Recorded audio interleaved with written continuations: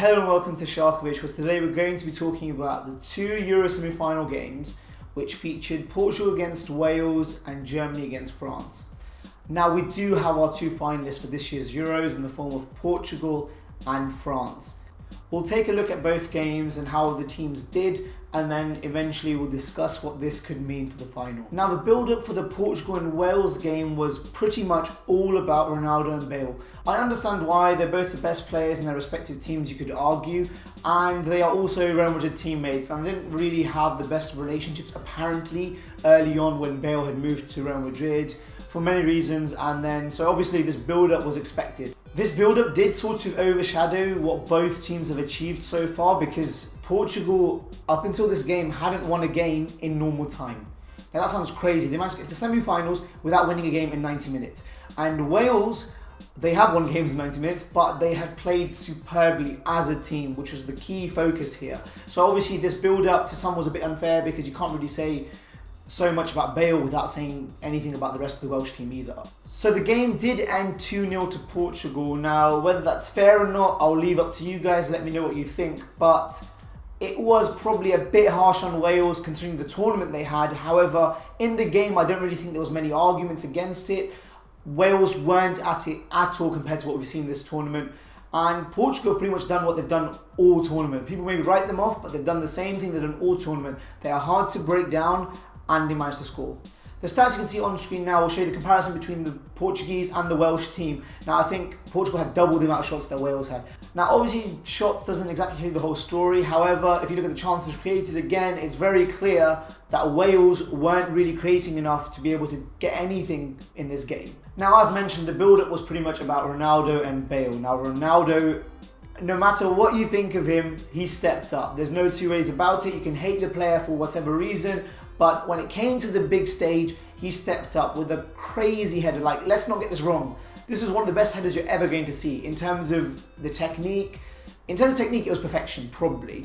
He managed to hang in the air for so long. It's pretty much a textbook Ronaldo header. Now, right after that goal, Ronaldo got an assist of some sorts by trying to sort of cross and shoot at the same time or something. And then Nani managed to get on the end of the ball, and then it was 2-0, and then from then you could see that it was going to be a really, really tough task for Wales to bring it back from 2-0 down. But as mentioned, Ronaldo did step up, and you could argue he's pretty much got his team to the final. People would say that he didn't really do much throughout the whole tournament. He did have a really good game against Hungary, I think it was, where they drew 3-3. However, you can't argue against this game. He stepped up, he opened the scoring, and he managed to get involved in the second as well. And there's this belief around the Portuguese team where it's almost as if they do know that if Ronaldo is on his A game, they can do whatever they want, and they've managed to get to the final. Now, you can't really rule Portugal out from winning the whole tournament, because up until now, people have been ruling them out. They came third in their group, I believe. Yes, they came third, and after that, you didn't really expect much of them, because they didn't even win a game. So you'd think, how is this team going to get far at all? But they managed to get to the final, and the final against France and the way that Portugal have been playing, you can easily see them nicking this one. As I mentioned earlier, Wales weren't really at their game that we've seen from them so far this tournament. They weren't playing the way we have seen them play. And players like Joe Allen, they weren't playing well at all. He was making sloppy passes, which isn't like him in this tournament at least. Missing Aaron Ramsey really hurt Wales. There's no two ways about it.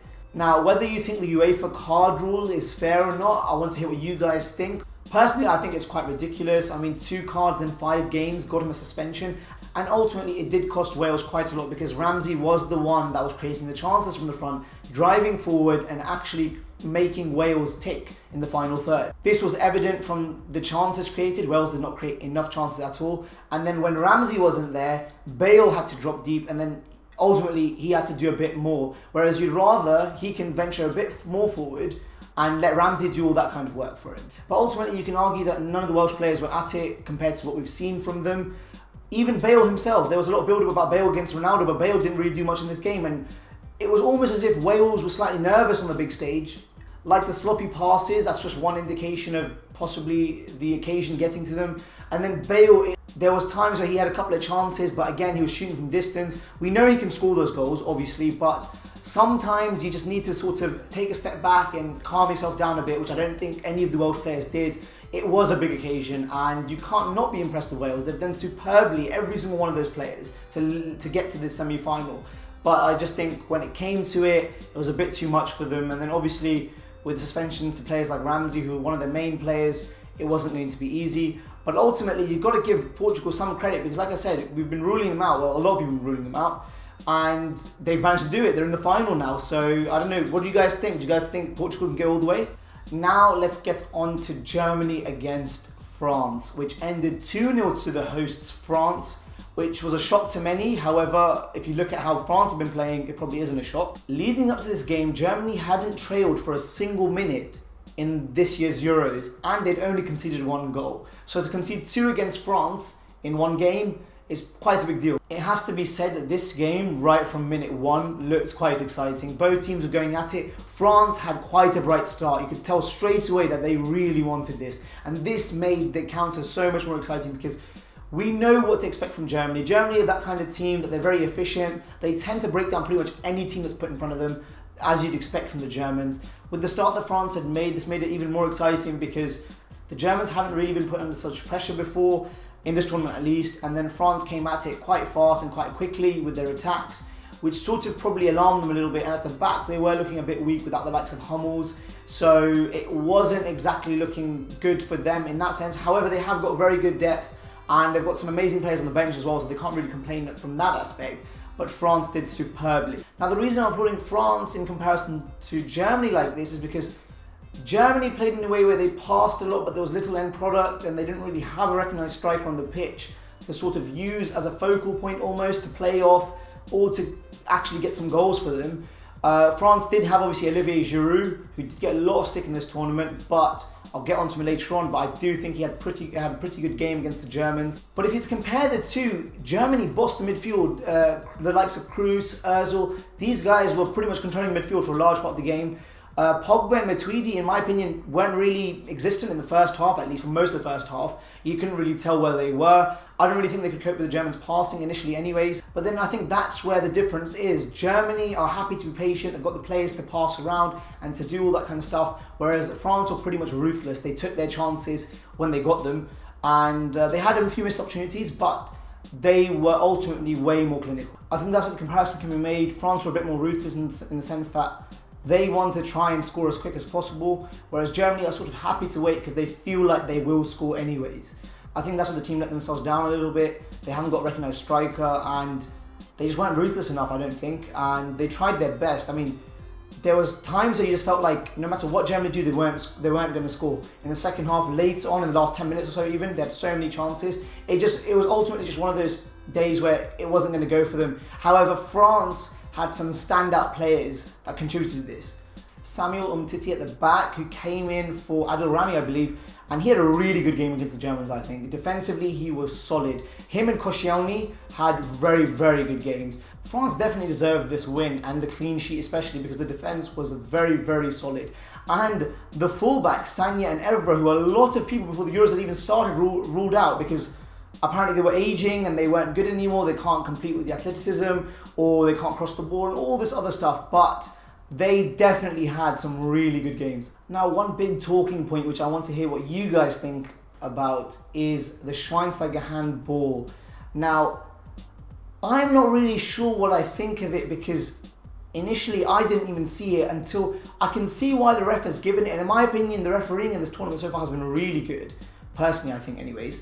And so this handball was slightly unusual because initially I didn't even know it was given. It took a while for it to sink in that, wait, they've given a penalty here. So you could either applaud the referee for seeing such a call, or you can be a bit upset because you don't think it was a handball. It may have been a bit harsh, but if it's the right call, then I think it's an excellent call, because you don't usually see those kind of handballs in the box. So ultimately you could say that's very good refereeing, but Griezmann didn't hesitate. He put it away for the first goal, and Griezmann was easily the standout performer of this game. And so far, he's probably player of the tournament for the whole tournament and for France. Before, it was looking like it was Dimitri Payet, but it looks like Griezmann's taken over. He had the first penalty goal, and then later on, where I think it was like a attempt from Olivier Giroud where he managed to just tap it in. It was probably one of the easiest finishes he's going to get in a game like this, but he still had to finish it, and he did so very well. So he's the type of player that's going to be turning a lot of heads in Europe. I don't think he will leave Atletico, but if he does, it's some big money stuff because he was absolutely superb. They couldn't compete with his pace. There was even a chance for him to get a hat-trick later on where he had a crazy run. I think Gignac was free but didn't pass it to him. But understandably so, you're on the hat-trick against the Germans. The French had some more chances that they could have easily have scored. Olivier Giroud, who I mentioned early on, I made a video, I think my first ever video, on how the French were doing and how Giroud was getting a lot of abuse. But I think Giroud had a really good game. He gave the German defence a lot to think about. He's a very big unit and he puts himself about, so it was really, really hard for them to cope with his physicality. Whether he scored or not wasn't a big concern anymore because the way he contributed to the team was far more effective. He put himself about, he managed to get the knock-ons. He's a really good target man, and it allowed for the French to play off him. And he subsequently was subbed off later on for Gignac. The Arsenal striker did have a really good chance in the game where he was pretty much clean through on goal from the left-hand side almost. But then Hervedez managed to catch up to him and he made a crazy tackle, like one of the tackles of the tournament so far, a really, really clean tackle that could have easily have gone either way. So it was a chance missed ultimately. But I don't think the French striker will be too upset. He came off early, which looks like him being rested for the final now. And the French can really go all the way as the hosts. Antoine Griezmann is really cementing himself in French football history now because I think he's got the second most goals at the European finals for France. I think right behind Michel Platini. Currently he's already got 5 goals and he's getting to Platini's 9, which I don't think will be possible in the final to score 4 goals. If he does it, then that's crazy, but I don't think it's going to happen. To score 1 more goal than Zidane for France at the European final isn't really a bad achievement. And ultimately his stats for the game are really good, and I think it's fair to say he's a world-class player, which a lot of people already knew before going into the tournament. For those that didn't, now you get to see him on the big stage, finally performing for France. And I don't think the French are just going to stop here. They've got a big final coming up, and as the hosts, with that atmosphere, with the fans behind them, they can really go all the way. Kante didn't even start this game, a player that stood out for France in the last couple of games and in the group stages especially. He did come on eventually, and he's somewhat of a lucky charm because I don't think he's ever lost a game with France that he's played. So that's something.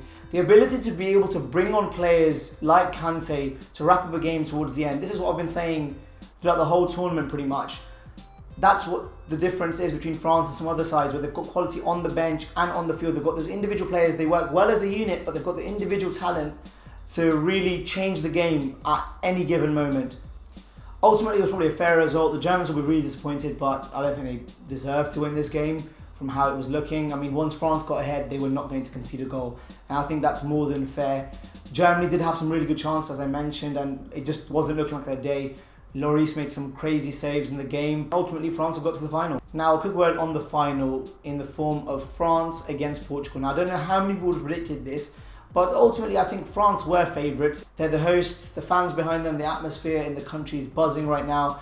Portugal's probably the shock, as I mentioned, for many reasons. People didn't really think they'd get far at all because they came third in their group, and they hadn't even won a game in normal time until now. So it's going to be a really interesting final because Portugal are playing in a way where they're hard to break down, and they've got stand-up players like Nani and Ronaldo, whereas France have got quality in quite a few areas. Players like Pogba and Matuidi in the midfield who'll be coming up against the likes of Renato Sanchez, who I didn't even talk about.